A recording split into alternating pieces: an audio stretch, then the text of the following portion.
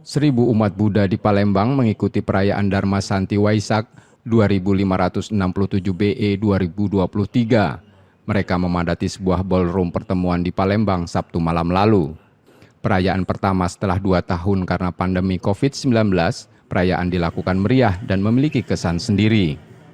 Kali ini, perayaan Dharma Santi Waisak di Palembang diramaikan juga oleh lintas agama dan komunitas yang menyumbangkan berbagai pertunjukan.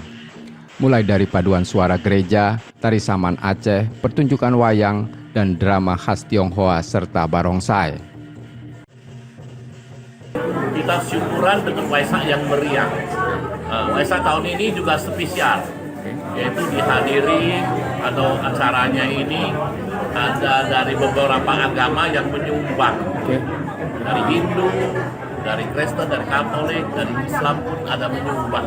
Menyumbang apa? Menyumbang tarian, nyanyian, ya semua bergembira lah. Mengucapkan syukur pada Tuhan. Semoga Indonesia jaya, makmur, sentosa.